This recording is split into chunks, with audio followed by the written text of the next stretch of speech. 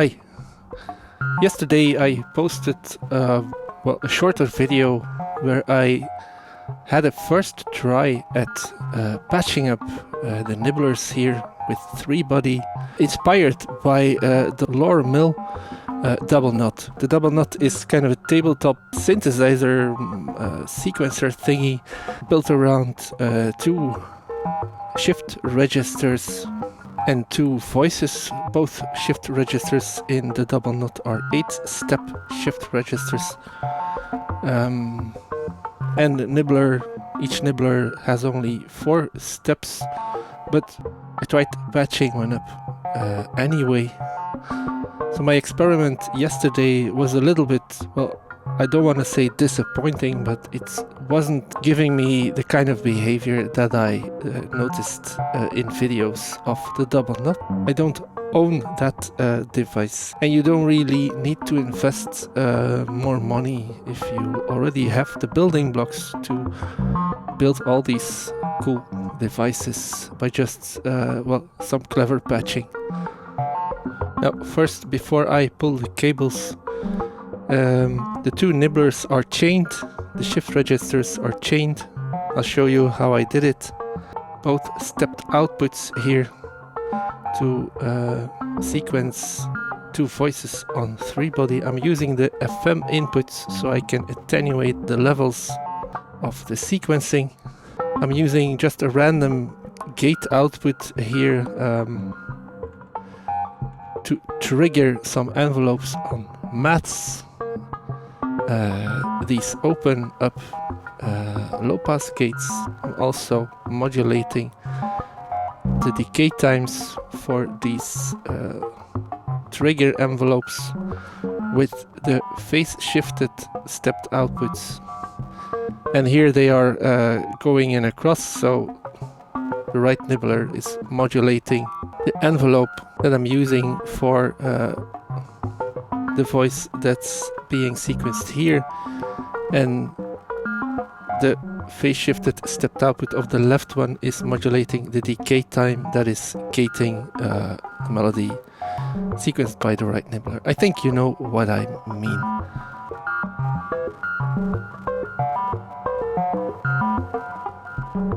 There's also some modulation going to the center VCO here, which I'm using as a clock for the shift registers. I've melted it using this red stackable cable here.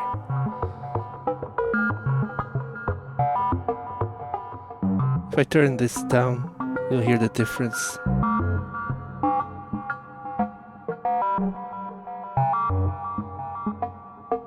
And then when I turn it back up,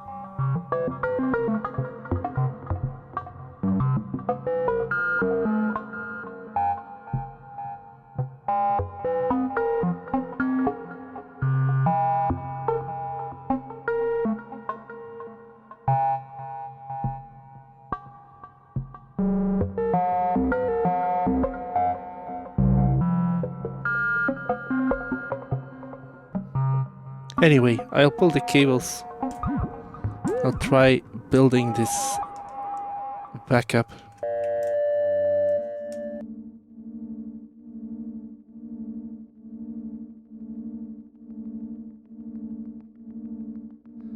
So there we go. I'm going to first use this manual gate here, and I want to input data into my data into the shift register. Let's just start off with 1. Now normally you would use the shift data, and then you need a clock. Like I said, I'm using this center VCO here. Let's be sure all the modulation is down. The clock is inserted into the shift input, and then you can see here that the nibbler is indeed receiving a clock. And now when I press the gate,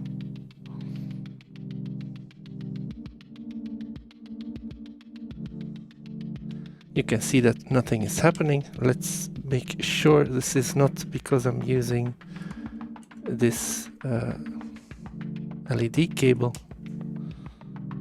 It is. Well, I won't use this cable then. They drain a little bit voltage, and I do some weird stuff sometimes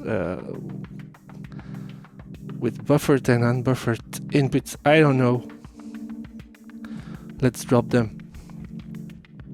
This means you'll have to watch the LED here next to the shift data input. You'll see when I press this, there's some LED action there. And you can also see that the 4-step shift register, well, receives this data and it shifts it up, well, from the bottom to the top. Now I want this information to cycle, and at first I wasn't sure how to do this, but well, the way to do this that I found is connecting the 8th output, or well, the 4th output to the XOR data input, and then when I press this manual gate, I get a gate in there. You can see that now it is in fact cycling. So anyway, if you want to cycle your shift register, by the way, for NIBBLER to function properly as a shift register, you really need to keep these down. So it's not counting, it's just shifting. So that got me thinking. I want, well, ideally to have 8 steps instead of 4. So let's melt the clock to the second NIBBLER. Let's reset everything, which is really easy with these nice giant knobs. Well, now instead of recycling the information from the last stage here back to the input, I want to send it to the first stage of the second NIBBLER. So I send this output to the data XOR input of the second one, and vice versa. So the 4th output goes to the XOR input here. And just a little, well, let me use a longer cable. This is not yet working properly. I'll show you. When I insert a gate here, it's actually 2,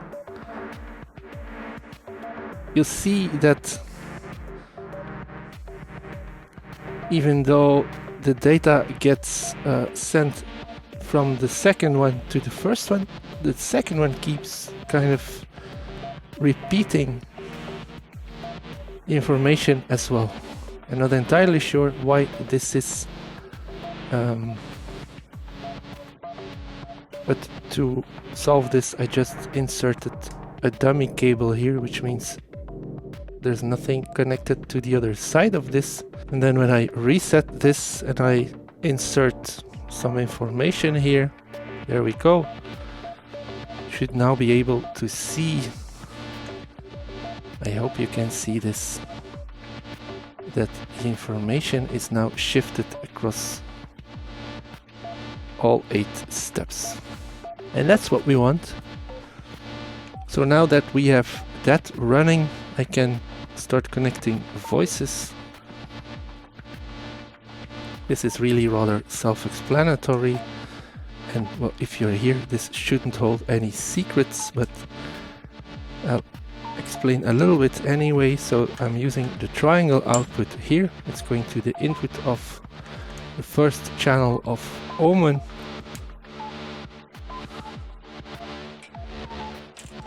The second voice will be the right VCO of 3 body, also using the triangle output.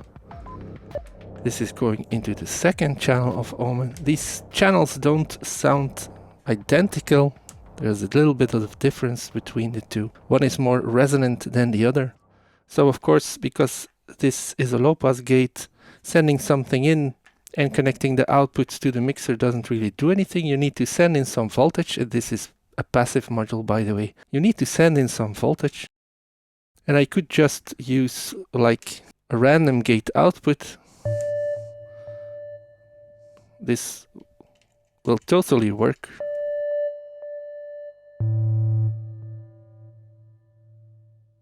Let me get in a few more gates there.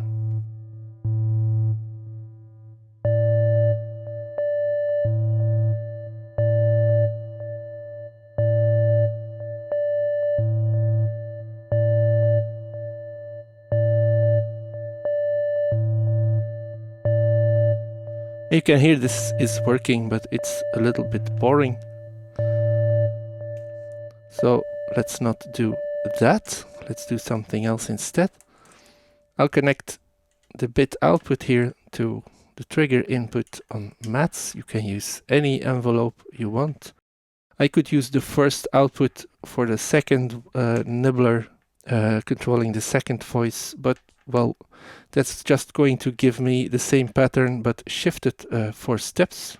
And well, these patterns will be identical anyway, so let's choose the second one, at least then it's shifted an odd number of steps. It's a little bit less predictable.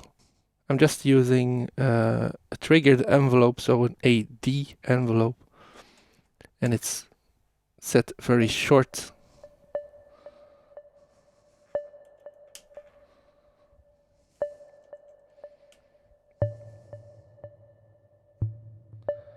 These VCOs are not tuned to anything particular. I just, well, left them there. It sounded nice. And now, well, I just want to do this because I saw this on the double knot.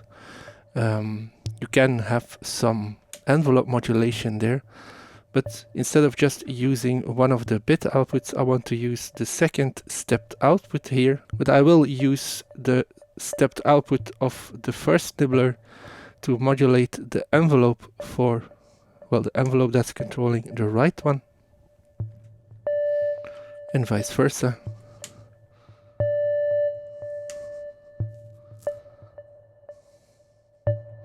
And you can play around with the amount of phase shifting here. It's a matter of playing around with this anyway. And then of course I still need to connect some kind of melodic thing. So I'm using the regular stepped output connected to the FM input here. You could go straight to the volt per octave input, but the range will be very wide. So I don't want to do that. You could do it, but then it's probably best to go through an attenuator first. So no, here. And then let's turn up the FM amount a little bit, so the things I'm sending in here actually have any effect.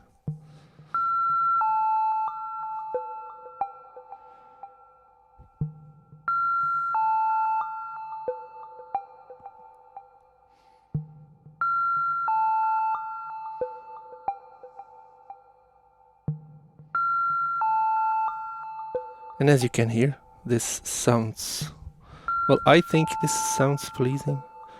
Let's get in a few more gates.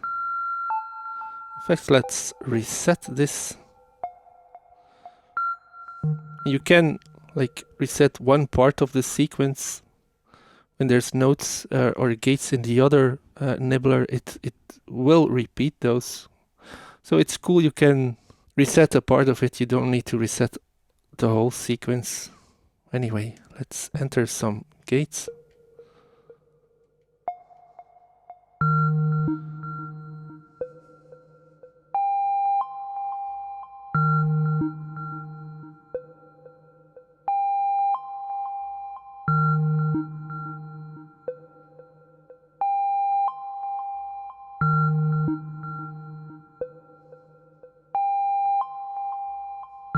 Now let's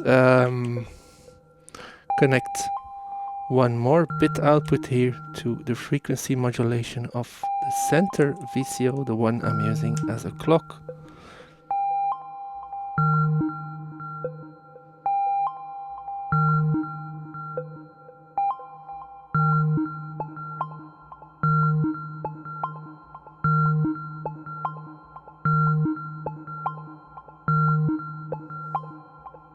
let's reset this one.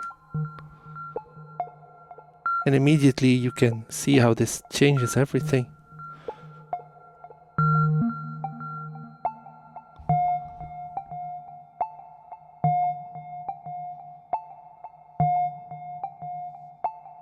Let's turn up the clock rate here.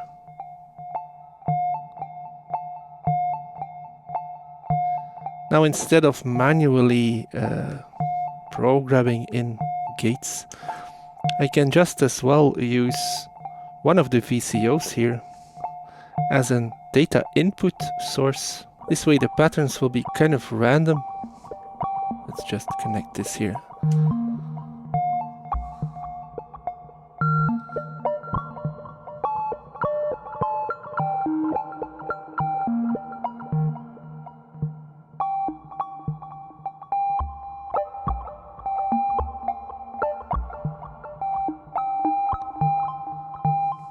I really think this is really cool. Let's introduce some cross modulation between these two VCOs. Not too much.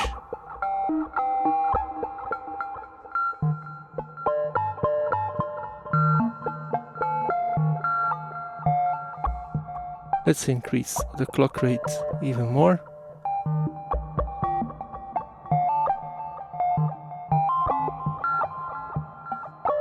Well, as soon as you hear something that you really like, you could just remove the cable that's going to the data input, and then whatever's going on will keep repeating. Notice that when I change one of these switches here, it will change the behavior of the patch.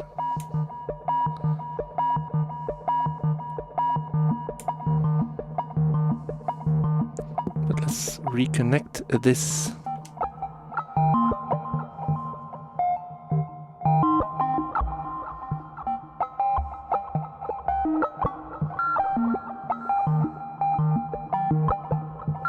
Now I want to do two more things. Instead of going straight into the FM modulation for the clock here, I want to send this through an attenuating mixer and add a second gate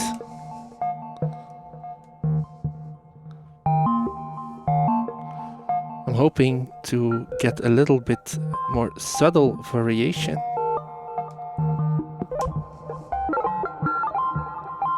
Maybe I should invert one of these. It's something that you can do with this mixer.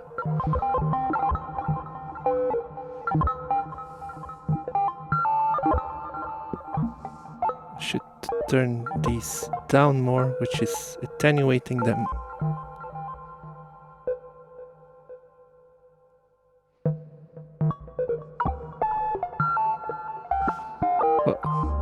This is cool. Well, at least I think so.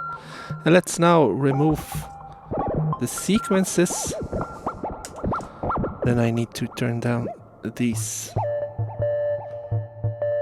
Let's tune them to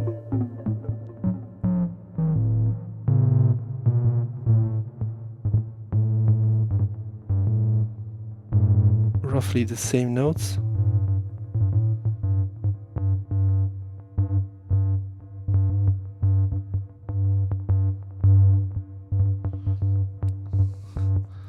For now, that's okay, that's enough. And I want to send these through a attenuversion as well. These will not get mixed in as soon as I connect something here. The second one is here.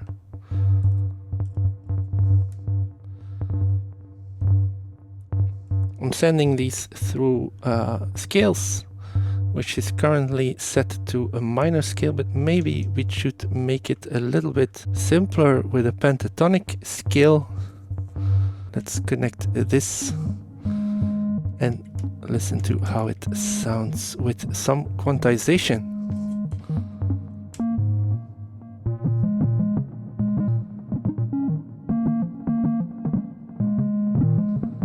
And then some cross modulation.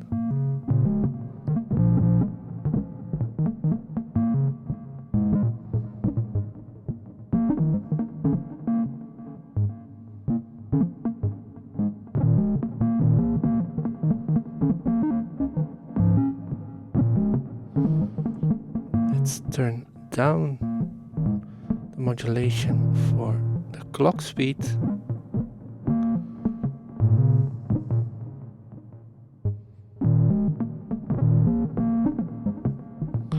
And let's turn up the rate for the clock manually a bit here.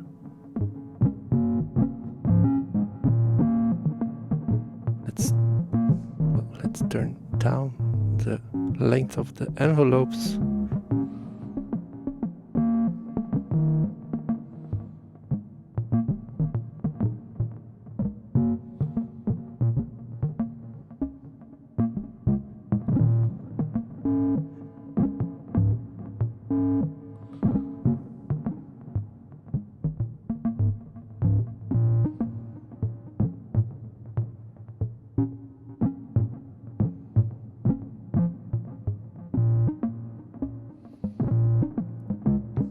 I could connect 2 more bits to modulate the envelope length.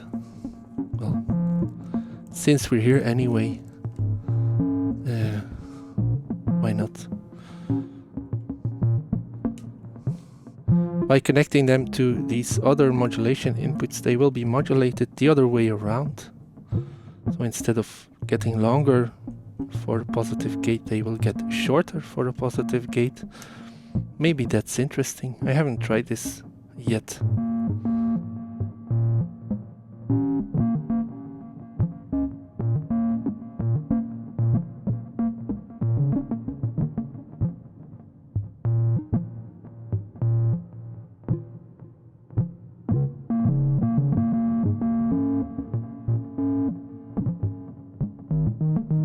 Now I can extend the reach of the sequences by just turning up these attenuators here, because they're just attenuating the outputs, the stepped outputs here, before sending them to the quantizer.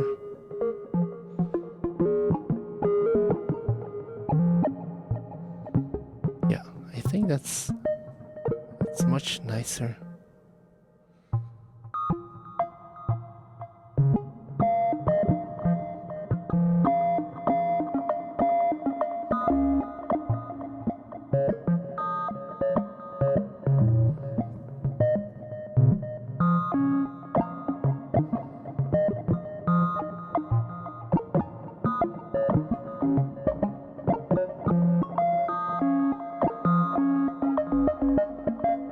And once again, if I like what I hear,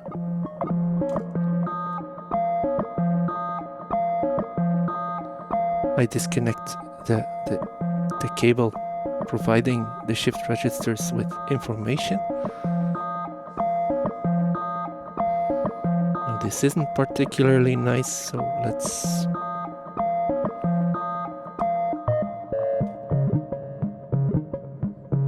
No, we lost the best part there.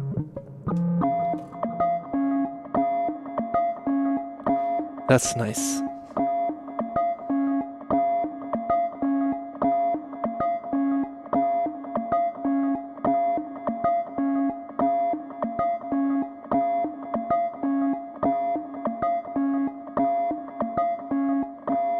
But it gets old pretty quickly. Let's shift these around.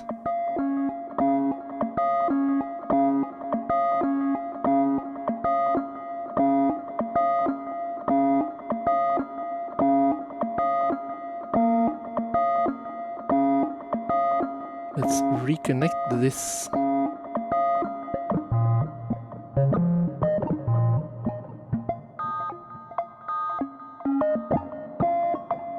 Well, and if you're really, I wanted to say if you're really adventurous, but I don't think I'm that adventurous. Still, I want to try it. I can connect something else to the second shift data input. Then it won't be, well, it won't just shift around the same information, but it will do something, because these XOR inputs mix the information together. I guess this is a completely automatic generative situation right now. Maybe I should turn down the clock rate so we can hear these changes a little bit more.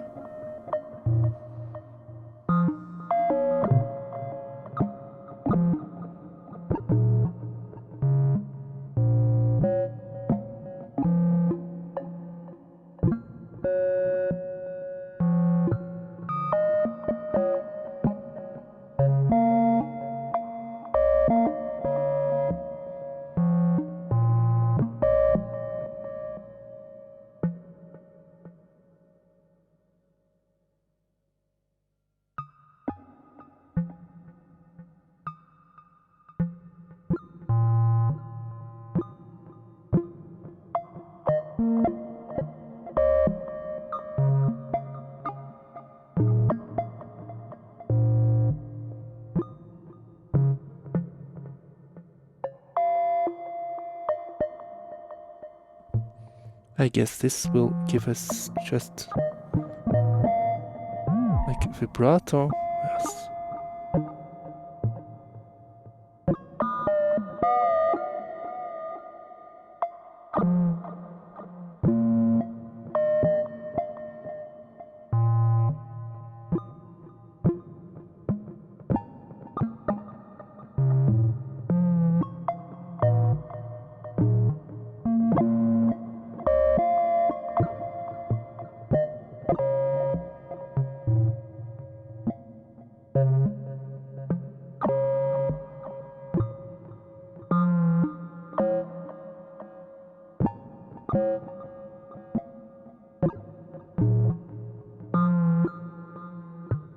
I hope you enjoyed this second, more elaborate Lorre-Mill double knot experiment on the nibblers and 3-body.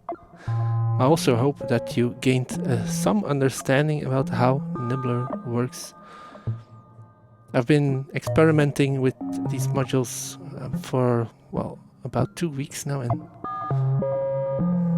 well, it's let's just say shift registers are confusing as hell, but well, they turn out to be very much fun, very interesting. I actually mailed to Eric, like, okay, these are shift registers, but why would someone use a shift register? What can you do with it? I mean, I had searched around on the internet and I hadn't found a lot of interesting things besides making TR-909 noise.